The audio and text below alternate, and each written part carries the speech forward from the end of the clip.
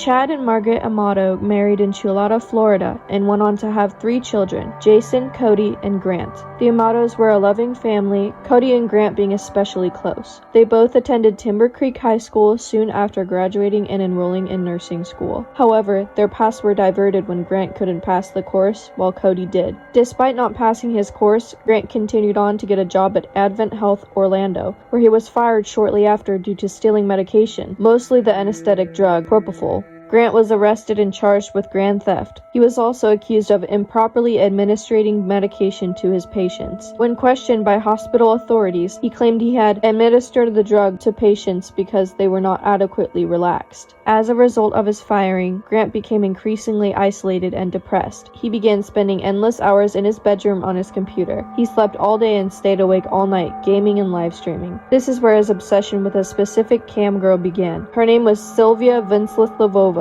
going by Sylvie online. Every night, Grant would spend hours watching Sylvia perform via webcam, claiming he was a hotshot millionaire. Watching her cost 90 tokens per minute. Grant would steal his parents' credit cards and buy 5,000 tokens for $600 each time. He burned through over $200,000 of his family's money to satisfy his obsession with Sylvie. When confronted about the money, he lied to his family, telling them that he was using the money to promote himself as a gamer on the live streaming website Twitch. Because of this, Chad ended up taking out a second mortgage on their house to pay for the debt Grant had accumulated, as well as his legal expenses for the grand theft charges he was facing for stealing the medication from his prior job. Not long after, Cody, Grant, and another friend went on a trip to Japan where they had been wanting to go for years. Cody paid all of his and Grant's expenses for the trip, amounting to close to $10,000. This goes to show just how supporting Grant's family was. However, Grant's fun would be cut short. After returning from his trip, Chad, his father, and him began fighting almost every day about the fact that Grant did not have a job. One night, after a pretty bad fight between the two, Grant ended up leaving the house, texting his mom and saying he was, quote, tired and was, quote, going to handle it his own way. After his mom called the cops and reported him missing, it was found that he had driven over 42 miles to his aunt's, which his mother couldn't really do anything about since he was a legal adult. While staying at his aunt's, Grant would spend all day sleeping and all night gaming, streaming on Twitch, and spoiling Sylvie. Not long after, however, Grant's aunt began to notice mysterious charges on her bank account. To what, you may ask? Of course, the camgirl site Sylvie streamed on. Grant's aunt threatened to press charges against Grant when she talked to Chad about it, but Chad pleaded her not to, explaining that they would get her the money back. His aunt wasn't happy until Chad broke down on the phone and said, quote, yeah, I'm going to have to work for a few more years than I thought I'd have to, but it's okay, I'll do it for Grant. I don't want him to go to jail. After moving back in with his parents, Grant continued to cause his family trouble, and Chad wasn't having any of it, finally giving Grant an ultimatum. The rules dictated that Grant had to stop spending all night online and get a job. His parents would no longer pay for his phone bill. His previous phone plan had been canceled, and Chad had set him up on a new plan that did not have any data. He had to pay back debts to the family, and he had to go to therapy. He was also prohibited from talking to Sylvie any further, and if he was caught doing so, he would be kicked out immediately. Grant ultimately agreed to this ultimatum, attending rehab and cleaning up his life. However, while he was there, Chad had accessed his computer and gotten in contact with Sylvie, telling her that Grant had been lying to her about being a millionaire and that all the money he spent on her was actually stolen from his family. Upon learning this, Sylvie was apparently no longer interested in communicating with Grant. According to Grant, Chad had erased everything off his computer and put a password on it, so he was unable to access it when he returned home. When Grant had found out about this interaction, he was furious.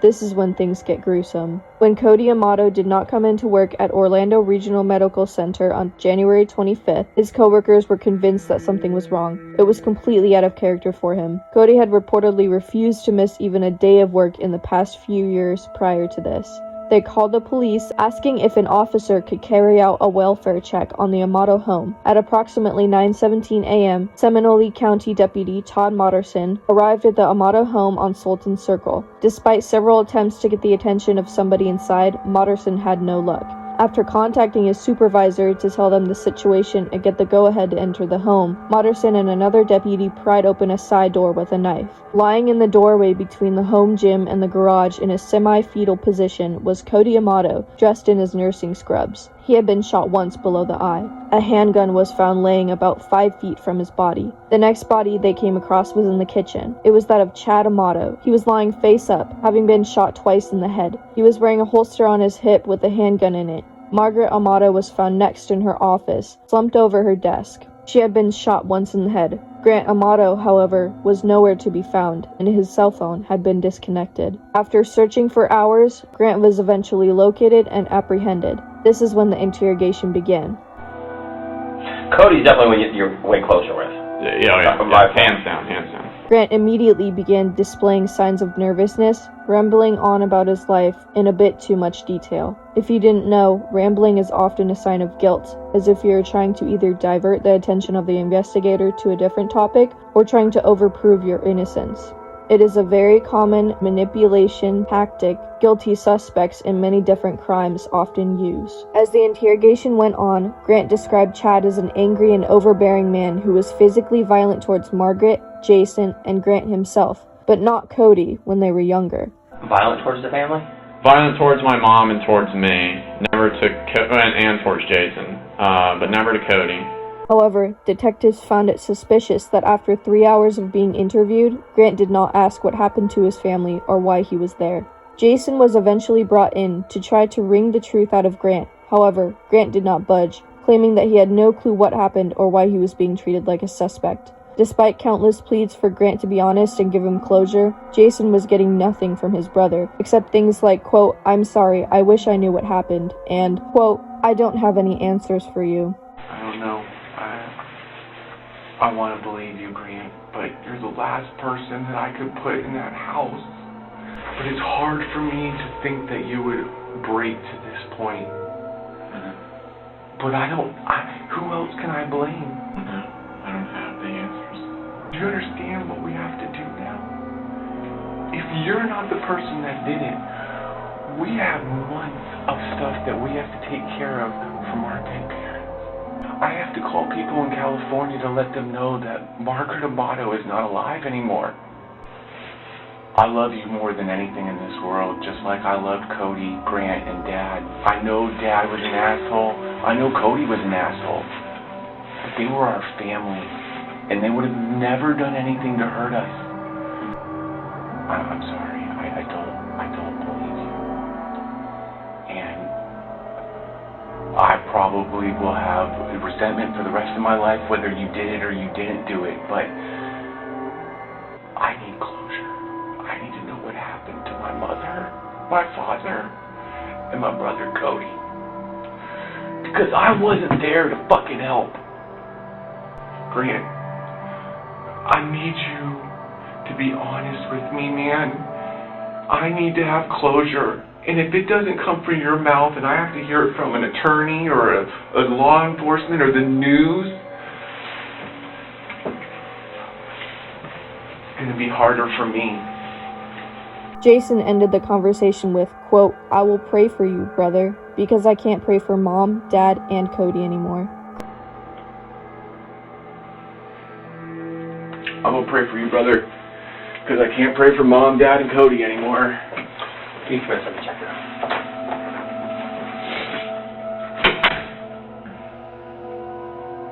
Grant Amato was ultimately found guilty of 3 counts of first-degree murder for shooting his parents and brother to death after the jury reviewed the evidence presented by the prosecution, which included the messages between Sylvia and Grant, gunpowder evidence on Grant's clothing, fingerprints found at the scene smeared in the blood, etc.